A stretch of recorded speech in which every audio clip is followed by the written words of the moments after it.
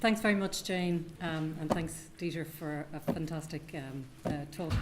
I'm just going to, as Jane has just mentioned, I'm just giving you an update on some of the work we're involved in. And just to introduce myself, I work in National Parks and Wildlife Service, which is the part of the Government Department of Arts, Heritage, Regional, Rural and Gaeltacht Affairs. And I work primarily in biodiversity monitoring and reporting. My background, I'm a geographer and an environmental scientist, which might kind of explain some of the flavour of what we're doing. Okay, so we're tasked, and National Parks and Wildlife Service is tasked with the protection and conservation of Ireland's natural heritage and biodiversity at national government level. Our budget is relatively small. I think Dieter mentioned this, that this can be a struggle in terms of getting biodiversity into the agenda, into the discussion on decision making. And our focus really is to work with key stakeholders, private landowners, other bodies and agencies to manage, who are involved in managing or regulating activities. And effectively what we are trying to do is achieve our collective responsibilities for nature conservation. So there are an awful lot of other bodies that are considerable landowners or are much bigger players in terms of managing and regulating activities that impact on our natural environment and our natural capital. So this is why we're interested in the discussion on natural capital and on ecosystem services and those concepts, and engaging those other key players in that conversation. So just to give you a little bit of context on a project we're working on, we have the EU Biodiversity Strategy, and there's a particular target in that which has an action which encourages, which the European Commission is committed to doing themselves and assisting member states, and that is to map and assess the state of ecosystems and their services, and to assess the economic value and incorporate those values into national accounting and reporting systems. Okay, so and these are the idea behind this kind of quantification and this mapping-based approach is to inform a whole suite of other targets and actions under that strategy. Such as no net loss, green infrastructure, and identifying areas for restoration prioritisation.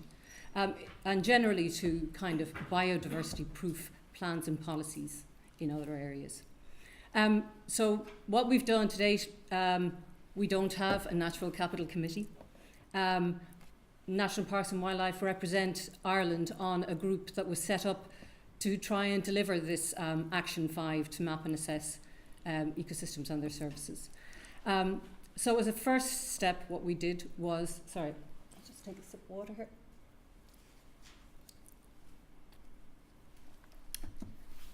As a first step for that, we commissioned a 6-month project, and we specifically did that because we wanted to get the ball rolling. We knew we were never going to get it right. We were not going to get it right initially. There's an awful lot of information and knowledge and data that we knew we were lacking, but we wanted to commence that process. So we went out to public procurement, and we commissioned a consortium led by Roy Haynes-Young, Marion Potchin from the University of Nottingham, and also from a Welsh private consultancy, Environment Systems Limited, who had done work on developing a spatial framework for the JNCC. And for us, we felt very comfortable. In the UK, they had their national assessment. They had a huge amount of resources, and this was a very interesting approach they had developed for the JNCC, where they were trying to develop a map-based approach, where they were trying to put numbers and quantify, I suppose, their stocks and assets, building on all of the knowledge and expertise they had before. So we felt that was a bit of a major coup. So really, the approach that we commissioned was it was referencing the work that was being done by the European Commission, this MACE group, Mapping and Assessing Ecosystem Services Group, that's what the acronym's for. And underpinning this is this cascade model, which Roy and Marion have developed, which is linked towards natural capital accounting and the UN experimental accounting approach. And it really looks at trying to identify ecosystem services as the bridge in between the natural environment and the socio-cultural environment. And obviously there's feedbacks between that. So we have, on the biophysical side, we have structures and functions, and they provide services, some of which are, they can provide benefits, some of which are used or not used, and they have a value depending on their use. So the approach, how this is translated is looking at these basically 4 key factors that are used to try and quantify this. So first of all, what is the land cover? And broadly that includes the living environment. What is underlying the land cover, so including soils and geology, where it is, so the landform, what slope, what elevation, what aspect it has, and also management, so the human impacts, so this would, which would influence the pressures that are then in that feedback loop. So this is just a graphic to show roughly combining these factors together. We looked at this and it's very much from a spatial perspective, and it is all Ireland. And when I say all Ireland, we're showing the terrestrial area of Ireland. We have a marine area that extends 10 times beyond our terrestrial area. So we actually tried to cover that as well. So what we do is we bring these factors together and we look at these in a map basis and try and score these qualitatively relative to services. But we'll come back into that a little bit more. So just keeping this idea in the back of your head.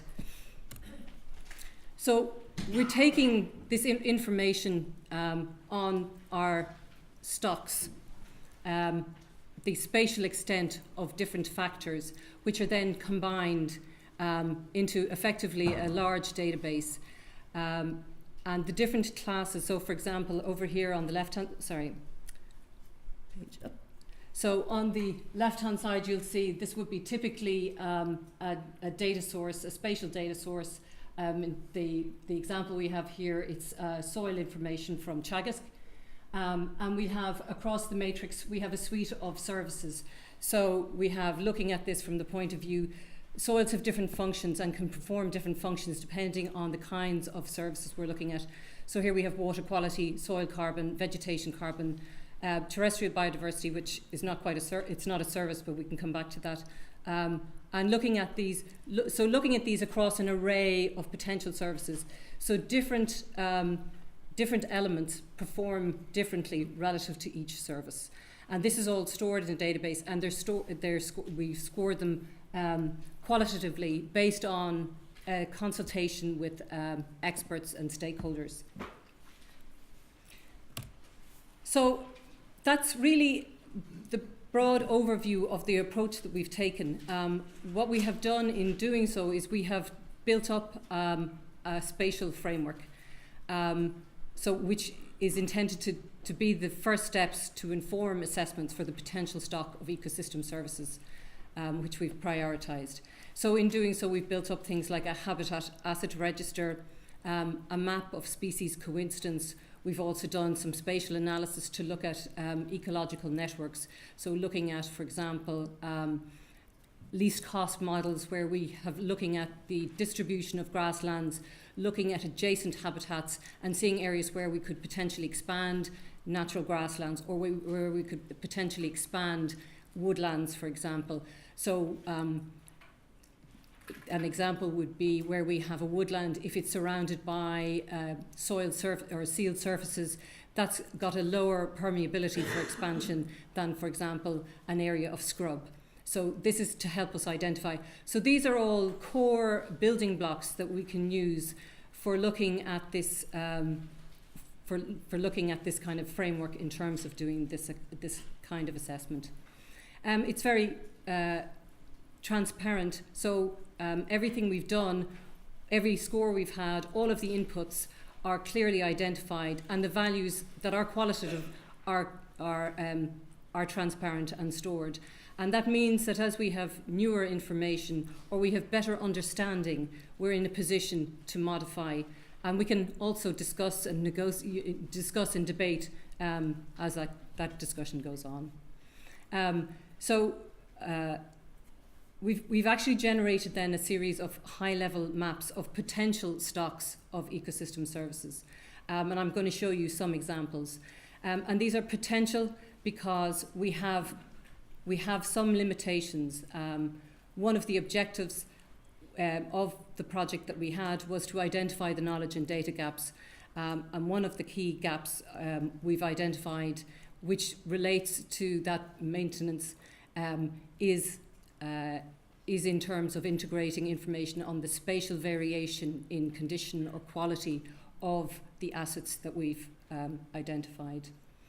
There's a database which stores all of this information so people can get in and query for themselves, say, I'm interested in a particular service, or I have this kind of information, what can I use? How can I use this information? This is just a couple of examples. This is it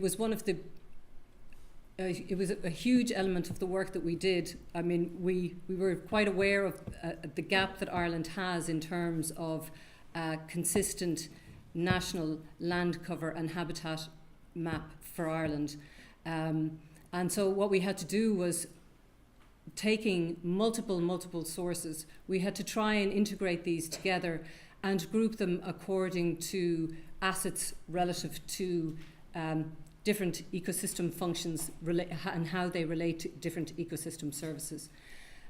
So that we had done through sourcing through hundreds and hundreds of data sets and then bringing them together and grouping them. So it's not a traditional habitat map, it's looked at from the point of view of habitats that are grouped because they can actually work in concert for services. So just a couple of examples of some of those. We focused on provisioning type services, on regulating type services, such as carbon storage, in fact. So looking at it from the terrestrial aspects.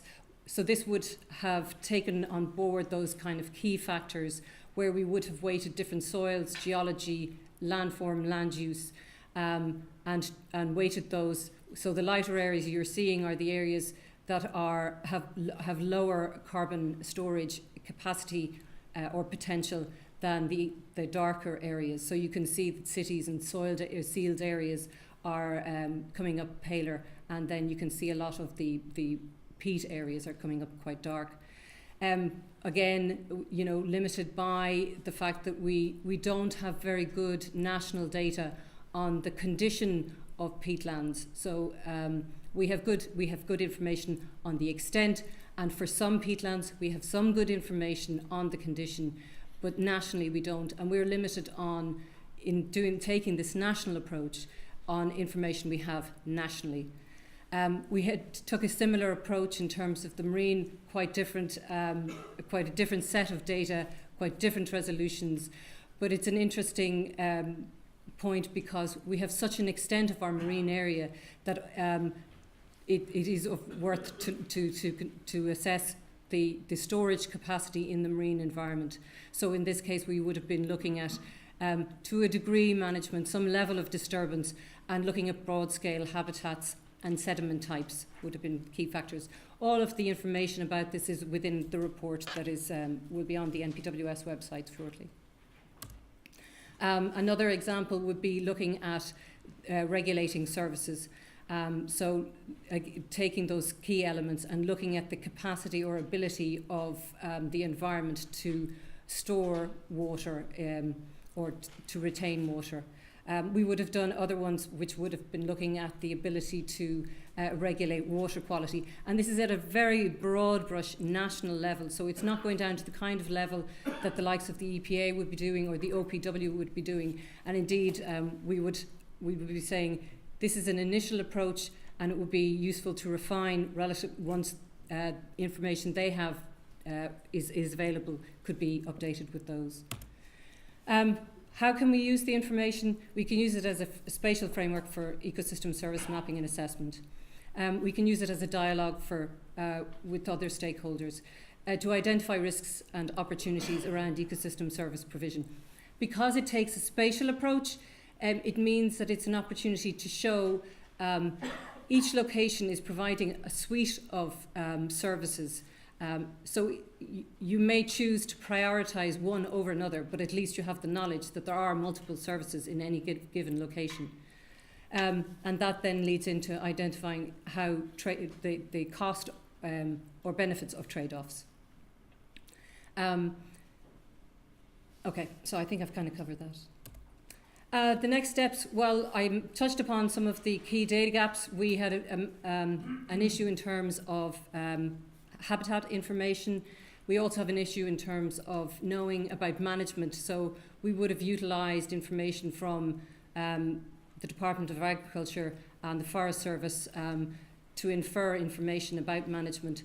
And that then is used as a proxy in some way on pressures and condition.